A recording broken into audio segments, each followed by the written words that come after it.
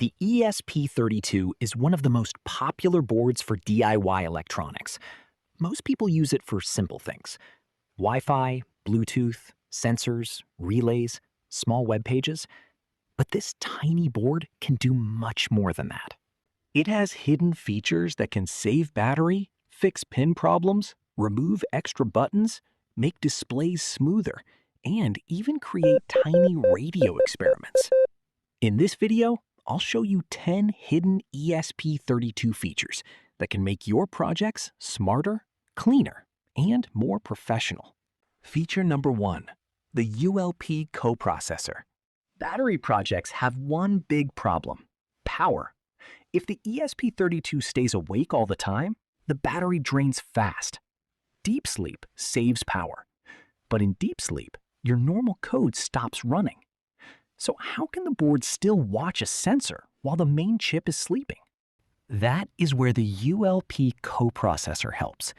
ULP means ultra-low power. Think of it as a tiny helper inside the ESP32. It can check simple sensors or GPIO pins while the main CPU is sleeping. When something important happens, it wakes the main ESP32. This is very useful for battery projects like plant monitors, door sensors, and weather stations. Feature number 2, the GPIO Matrix. When you design a PCB, routing can become messy very quickly. One wire crosses another wire. On many boards, pins are fixed, so you are stuck with the original pin location. But the ESP32 has something called the GPIO Matrix. Think of it like a software wire router inside the chip. It lets you move many signals to different pins using code. So if your board becomes cleaner by moving SDA, SCL, UART, or PWM to another pin, you can often do that in software. But not every pin is safe for every job. So the GPIO Matrix gives you flexibility, but always check the pinout before ordering your PCB. Feature number 3, built-in touch pins. You do not always need a physical button. You also do not always need an extra touch module. Many ESP32 boards already have touch pins built into the chip. These pins can feel when your finger comes close. You can connect a wire or copper pad to a touch pin, then place it behind plastic or acrylic. Now your project has a hidden touch button. But touch readings can change. Wire length, humidity, and case material can affect the value.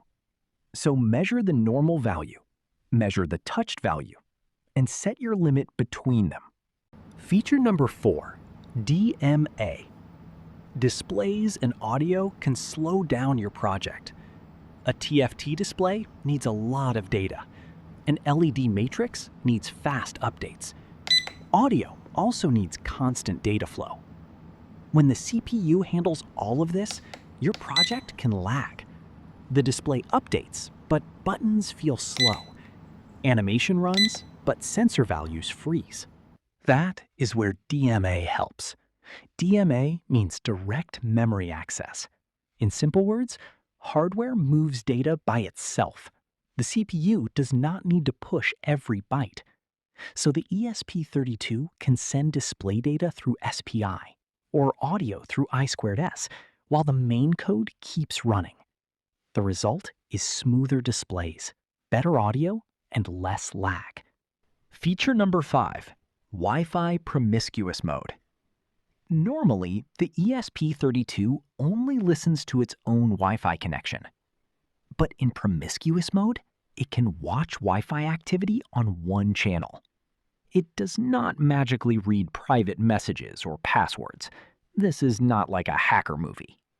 But it can detect signal strength, Wi-Fi channels, and packet activity nearby. This is useful for Wi-Fi analyzers, signal maps, channel monitors, and learning tools. Feature number 6, the hidden Hall sensor. The classic ESP32 has a small internal sensor that can react to magnets. This is called a Hall sensor. But let's be honest, it is not perfect. It is noisy, it is not very accurate, and it is not supported the same way on every ESP32 version. So no, it will not replace a proper magnetic sensor. But as a zero-component trick, it is still interesting. You can put a small magnet on the lid of a project box.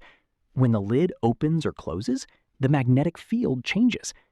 With averaging and filtering, the ESP32 may detect that change. It is not perfect, but it is a clever hidden trick. Feature number 7, RTC memory. Deep sleep has one problem. When the ESP32 wakes up, normal variables are erased. A counter resets. The last sensor value is gone. Your project state is lost. But the ESP32 has special RTC memory. This memory can stay powered during deep sleep. In Arduino, you can use RTC data ATTR before a variable. Now, that variable can survive sleep and wake cycles. You can remember boot count, last sensor value, or simple project status. You can even skip Wi-Fi on some wake cycles to save battery. This makes low-power projects smarter and more reliable. Feature number 8, the internal temperature sensor. This is not for room temperature. It measures heat inside the ESP32 chip itself. If the chip is using heavy Wi-Fi, it can get warmer. If it is inside a closed box, heat can build up. If it is near a hot voltage regulator, the chip temperature can rise. For diagnostics, this can be useful. Feature number 9, tiny AM radio experiments. The ESP32 can be used for small radio signal experiments. It can create fast signals using parts inside the chip, like I2S and DAC. A nearby AM radio may detect those signals. That sound is coming from the ESP32. With the right setup, it can demonstrate simple AM radio-style transmission. But this is only a short-range lab experiment. Radio transmission is regulated. Do not attach a long antenna. Do not broadcast over distance. Do not interfere with real radio bands.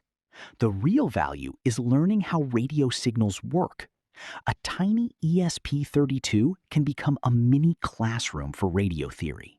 Feature number 10, dynamic CPU frequency control. The ESP32 does not always need to run at full speed. If it is only waiting for a button, full speed is wasted. If it is only checking a simple sensor, full speed is wasted. If it is updating slowly, full speed is wasted. The better idea is simple. Run fast when power is needed. Slow down when the chip is idle. It can run slower during simple tasks. Then it can speed up for Wi-Fi, display updates, or heavy processing. This is not unsafe overclocking. This is smart power management. For battery-powered projects, this can make a big difference. If this video helped you discover something new, like the video and subscribe.